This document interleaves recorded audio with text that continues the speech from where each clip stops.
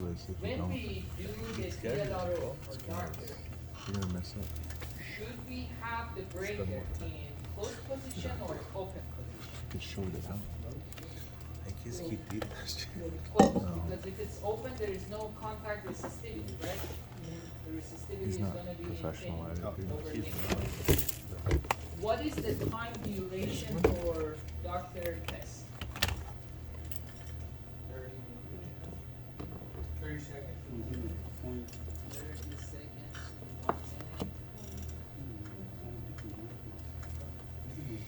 And they, the day before, Okay, so with the I'm gonna put it on the board and I'm gonna ask you again. he did that, yeah. He did I'm that. gonna give you a chance So he may to shut it out. do the testing, and once you figure it out, Probably I'm gonna he doesn't see ask you it so again. well, but it's not excuse. Yeah. DLRO, You didn't write on the Doctor. green light. You write on the inside the test color. Well, duration. he has his label, bro. Anything we discuss here, you can Oh. open up your needle So book like, and read there's about no it. way Maybe you it can gives you miss some that shit, information. huh? How many doctor tests are we supposed to do on a breaker? 4. Yours Which is not. is, Is your this recording? is DLRO There's no or record contact sign. resistance or darker. Oh, there it is. Everything you are saying is 100% Press it again? correct, but Sorry, it was those are recording. all the My fault. information for negative I didn't see it. insulations. Because usually. This one is contact See that? resistance. We Yeah, covered I see Meyer, that. It's so weird right now now. we are covering the DLRO. I don't know why you're not Everything doing is it. the review of low voltage breaker It's alright. testing. It's recording. So, DLRO, you said three tests, Yes. and those are It's recording. beautiful.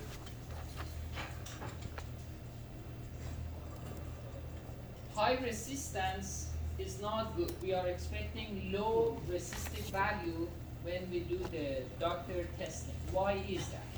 What's wrong with high resistive value? His current cannot flow easily to the breaker.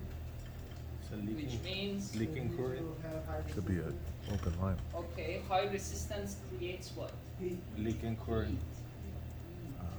Not good. Power loss, Sean? I was about to say power loss. Power loss, yeah. Power loss, that's not good. And how do we measure the power loss? Imagine I did the DLRO and I found out that my contact resistivity is 50 micro ohms. The way we do the power loss, what was the formula? I squared R. Yeah. Yes. Square, I squared R, and yeah, you do the math and you find 50 watts. 50 watts is a great number. So 50 watts is great. But if you find it to be 500 watts, we have a problem.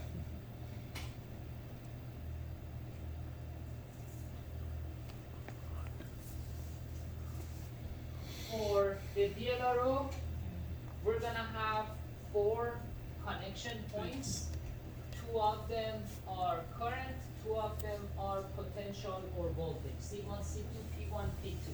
So you may have 2 alligator clips, but if you look at each alligator, you're gonna see 2 wires connected to it. So in reality, you have 4 connection points, and you apply the current. The device is gonna measure the voltage and display the resistance on the screen.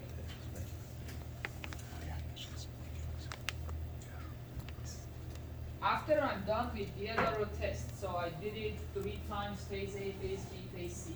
How do I know if the results are passing? 50% rule. 50% rule. As Jeff said, you have to refer to manufacturer documents. In the absence of manufacturer documentation, 50%. The next is gonna be testing the trip unit.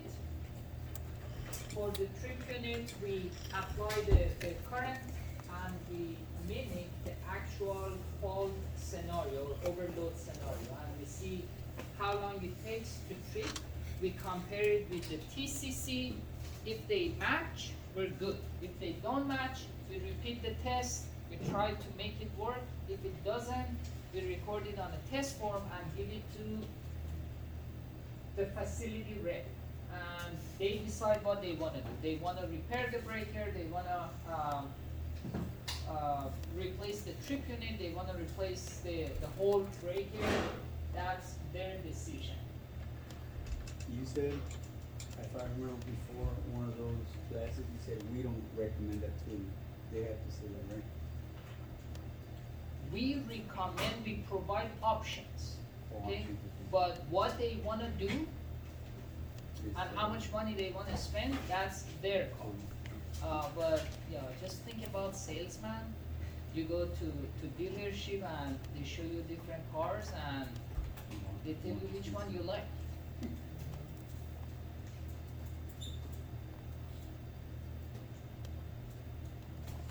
For testing the trip unit, how many options we have, how many ways we could test the trip unit, the brain of the system. To the secondary, fire. Beautiful, so we can have a secondary current test set directly connected to the trip unit. It's portable, it's fast, it's quick. The issue, you need the specific test unit for that particular trip unit. If you are testing a different type of trip unit, you have to get a different test instrument. The other option is gonna be primary current injection. So we directly apply 1,000, 500, 2,000, whatever we need to mimic the actual overload and short circuit conditions, and we get the trip time, we compare it with the TCC. TCC provides you with the band. If the trip time falls within that band, we're good.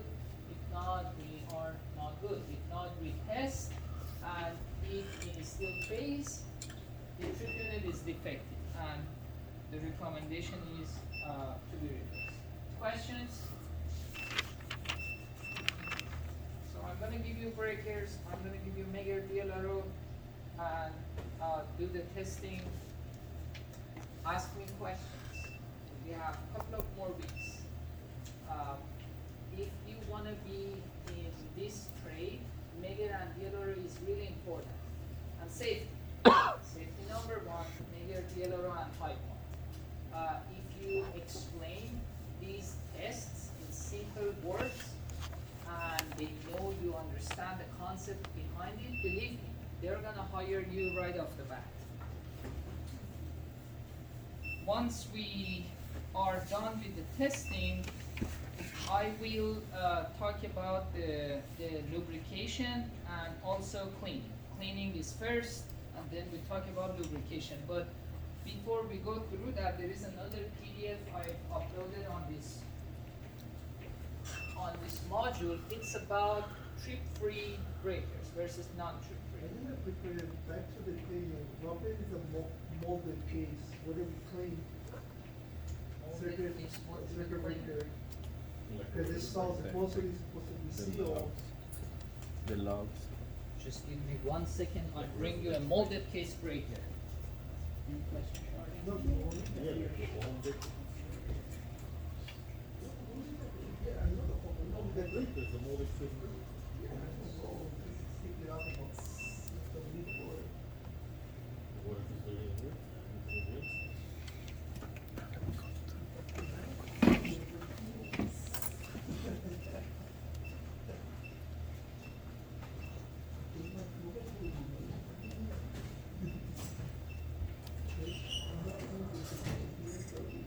You don't understand. I took your advice and I'll hold it. Fine, I'll go home and I need to treat this spray. All the, I know it's really hard. The contact between Sure. this is the. I don't know what's going on. I don't.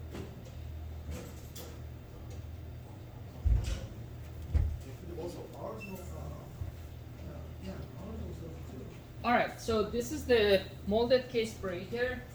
This is for you. So, how can we clean this? How do you just keep it here? This one, imagine it's in the field and it's all 3 line side wires and load wires. They are all connected, it's mounted. You can disconnect it, but if needed, air dusting. And that's what you do, right? Just a clean rag. Some companies do that, okay? Air dusting. Of the body floor. Alright, some companies do that, I've seen it, but I don't recommend it. Why? Air dusting is to remove the dust, right? You dust it out. So you're gonna clean. So that's the good part. It's gonna look nice and clean. CRC. What about this one? This one? It's the same thing. Okay. No, this is not liquid. It blows all the junk into the joint, Electrical contact. into the little Oh, crevices. you are talking about the greaser. Yeah, that's for grease, but we are talking about dust and dirt. No, it cleans it. It's meant to be clean. You spray on it and it dries on. I know, but that's degreaser. I mean, if there is no grease, you can air dust it. There is no need for that. You don't have to spend a few bucks to purchase the electroclean. It's degreaser, electrical degreaser. So we have that. I'm going to show it to you. Okay. So the issue with air dusting, when you press the air, push the air, it's gonna push those tiny particles of dust and dirt to go inside. So after you're done, it looks pretty nice, right? Pristine. It looks clean. But over time, over the years, if you want to repeat that process, you're gonna push all the dust inside and the breaker is gonna internally fail. So that's why I've seen it, some people do it, but I personally don't recommend it. At TDE, we don't do it at all. Oh, So how do we dust this off? vacuum? Vacuum, perfect. It's more time consuming, more labor intensive, but a brush and vacuum. Just brush it off and then vacuum, and Okay, so this is the main. a lot of time vacuum is not gonna work as well because, you know, we don't have time. If you have vacuum, it's best, but in reality, people don't use vacuum. On the paper, it's the best practice. But in the field, just clean rag and brush.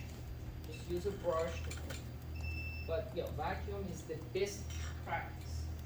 The most convenient way is to air dust. That's why they do it. Alright, but before we get to the cleaning, this is a short paragraph about trip-free versus non-trip-free circuit breakers. When you go to the field, you may hear the expression that this breaker is tripping free. What does that mean? When the circuit breaker, yeah, because something is wrong and it wants tripping, right? So, but trips free.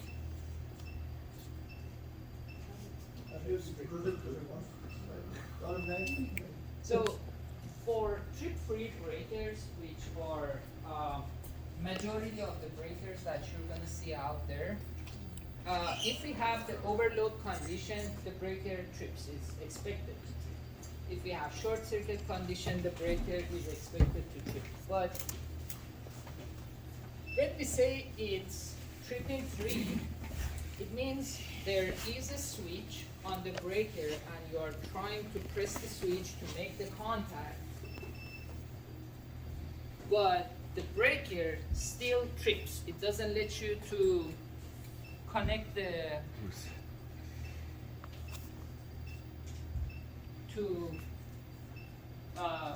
keep that connection on. Okay, so it's written here, is held in the on position. A trip-free circuit breaker is a breaker that will trip even if the operating mechanism, the switch, is held in the on position. So you press on position on the breaker, you try to make it work and have the circuit completed and the electrons pass through, but it keeps tripping. It doesn't let you do that. And that's a common type of circuit breaker we have in the industry. And we call it trip-free, or the breaker is tripping free. On the other end, we have non-trip-free circuit breaker. And that's what you see in this picture. In some facilities where we have very critical loads and you cannot have the circuit to be interrupted. You have to have the continuity all the time, even if you have overload. You want that breaker to stay on. So again, the nature of the breaker is gonna trip. If you have overload, if you have short circuit, it's gonna trip. But for the non-trip-free breaker, there is a switch, and you can press the switch, hold the switch down, and the breaker is gonna, here is the switch, right? The switch, and then when you press it down, you're gonna have the continuity in the circuit, and the electrons, this is the load and supply, the electrons are gonna pass through, and your breaker is gonna still feed the load. Do I have some examples here? Yeah, examples of non-trip-free circuit breakers is gonna be emergency lighting, emergency control circuits, and essential equipment circuits. Generator. Yeah, your load should be critical that we allow this, but on a normal basis, we don't allow that. The issue with the non-trip-free breaker, you do have the overload, but since it's critical load, you cannot stop it, and you still wanna push the current to pass through. It's gonna be a fire hazard. But if you have a really critical load, and if you have the fire hazard, do you wanna do that? Do you wanna keep the load running? If the If load it's is critical, very yeah. critical, Yeah. yes, for a short period of Yeah. time, until we figure it out, we allow that. But again, it depends on the load type, under emergency condition. Like in a hospital or something like that, right? Hospitals, yeah, but in the hospitals, we They have have, like, multiple generators. layers of safeguards. Yeah. So, the design for the hospitals are flawless, but again, this is from old days. Nowadays, we have newer breakers, we have Transfer 100% switch. coordination between the breakers, so technically, this is not gonna be happening, but one example I can give you is gonna be the fire pump. So you have the fire, you have the fire-rated wiring, you have a separate conduit for fire wiring, but everything is on fire. It's melting down, but you still want that pump to operate until the very last minute, because there's nothing to be lost here, right? It's already done. Oh, I was just gonna say like the cooling pumps for a nuclear reactor or something. Beautiful. Like if those Yeah. go out, it's really a problem, so you might wanna, Yeah, yeah. That you know. Yeah. So in those scenarios, we have nothing else to lose, right? So we want to have everything keep running. I told you, as of now, we have just one active nuclear plant in California. That's Diablo Canyon in San Luis Obispo.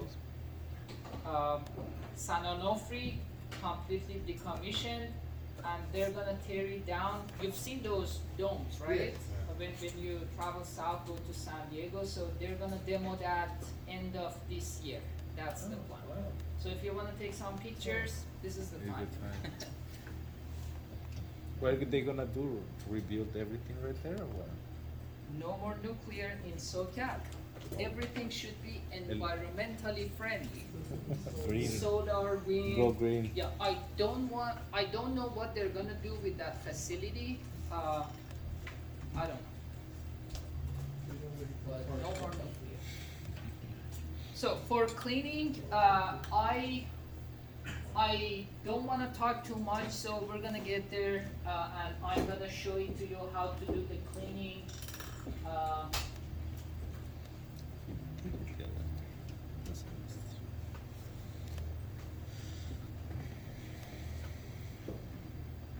Yeah, this one,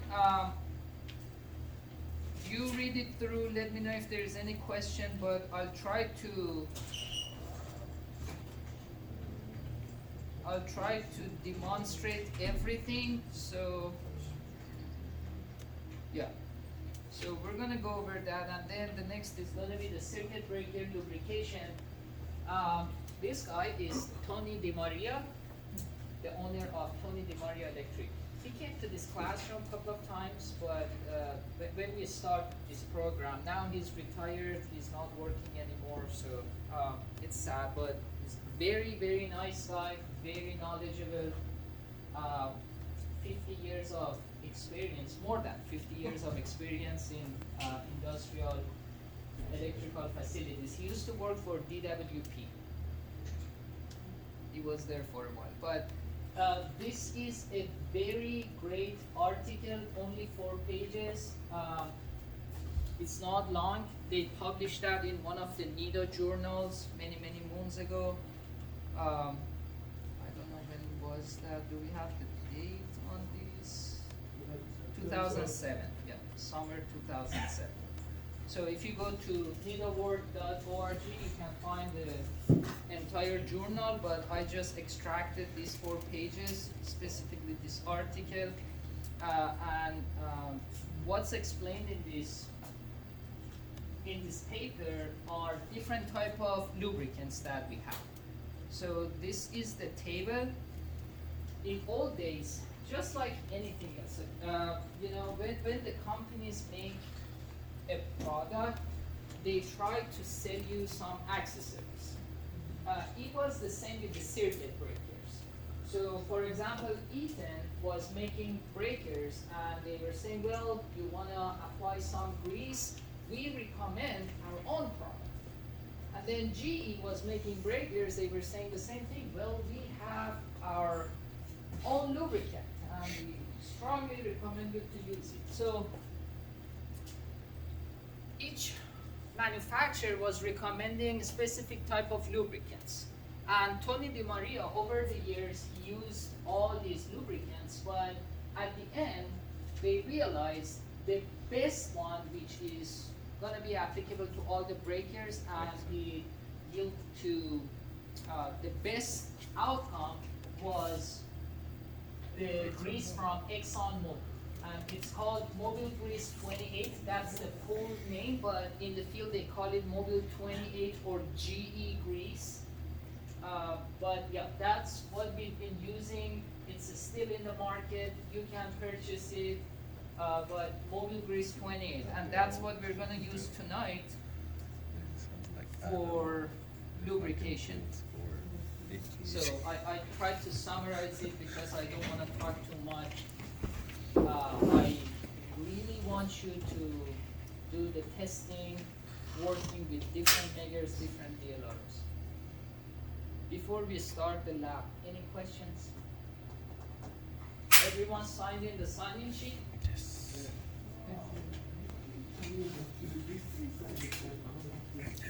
He just told me I have to wake up be at the shop at 6. Damn. Jesse? Yeah, I just got home. That means you gotta get out by 2 or 3.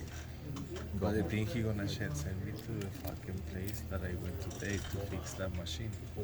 Oh. So I did like 2 hours overtime today. Make sure you sign. Okay. So And then once you come in early. Okay, to why another not? place, no, to another All place right, and so then go if there over is there. no question, we're gonna start the lab. Just give me one moment, please.